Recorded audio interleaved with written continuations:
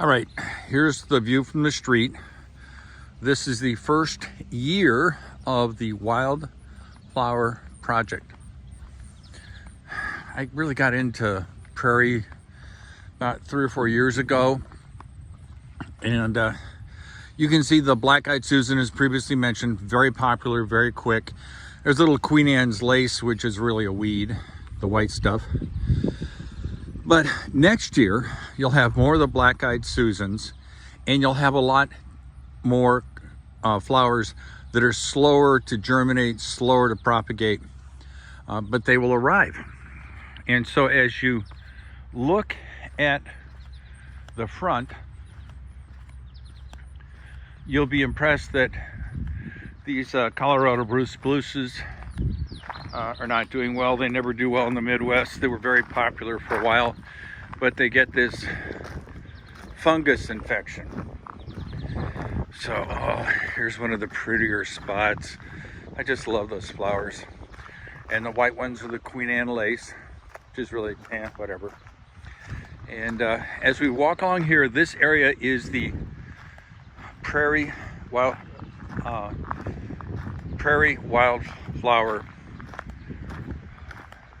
project.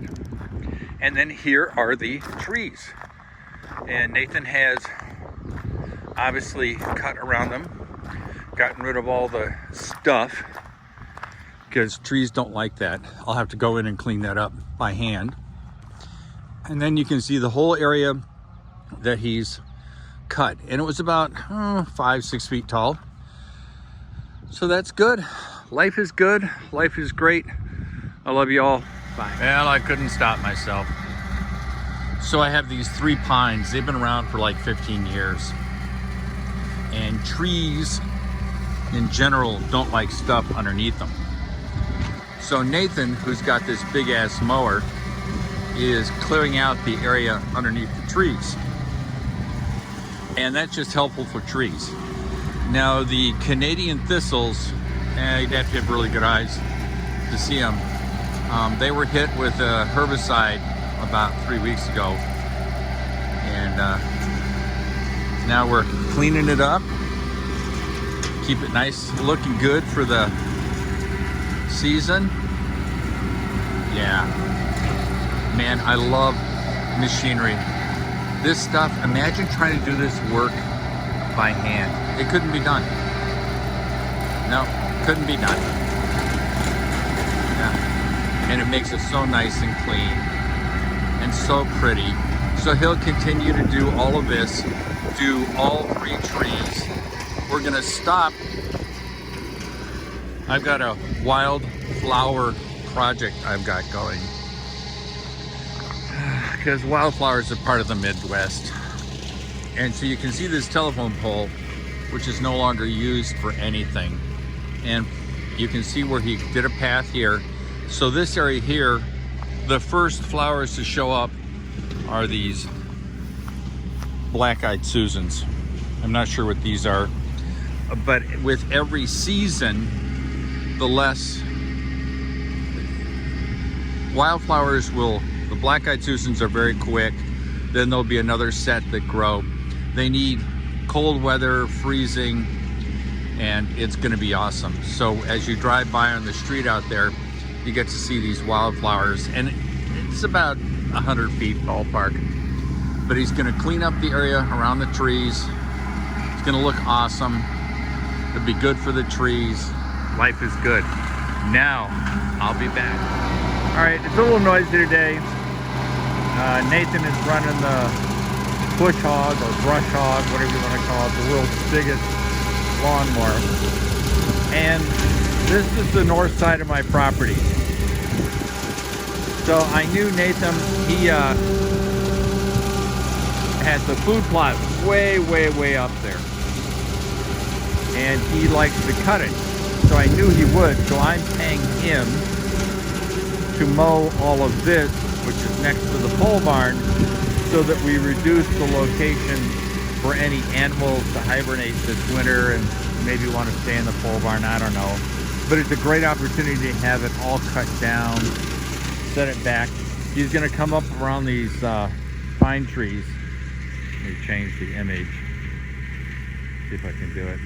I guess not. And we're gonna clean up the area underneath these trees. Trees do not like to have stuff on it. So it's kind of fun. It's a great day today. It's about 70 degrees. It's the 3rd week in July. Normally it should be 90 degrees, and we've had plenty of rain, very pleasant temps. So life is good. Another day in the country, man. I love y'all. Peace out. Back. I keep saying I'm done and not done. So this is the mound system. This is the septic system. Very common in the Midwest. I think about 1/3 of the sewer systems are mound systems. There are a lot around the rest of the world, but the Midwest has got a lot of them. Now this is prairie flowers and prairie grasses. Now this collection here represents what I got last year. I got potted ones so that I would have a reference point. So if I saw something like this, I would know that it's not a weed, it's actually a prairie grass. So this is my reference. If I'm working over here and I'm not sure if it needs to be cut down or not, I come back here and look. So you can see the black-eyed Susans, very common. I don't know what those purple ones are. There's a nice red one, but you can see how there are fewer of the red ones. They're much harder to grow. The blue ones are harder to grow. Black-eyed Susans, very easy to grow. You can see a few white ones, hard to tell from here.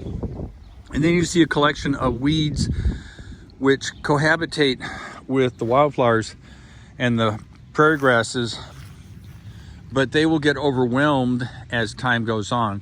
And I will continue to trim the weeds down, knock them back. And then about every 3 to 5 years, you're supposed to do what's called a burn, a prairie burn. And the prairie historically in the Midwest has always had these huge fires which come across, sweeping across the prairie, destroy all the weeds. The weeds tend to be very shallow rooted plants. Prairies tend to be very deep rooted plants. Now, trying to burn here, probably a bad idea. You have to have an insurance policy. You have to have people doing it who know what they're doing. I don't have any of it. So I'm just going to be slowly, selectively removing the trash weeds. Now I'm done. Bye.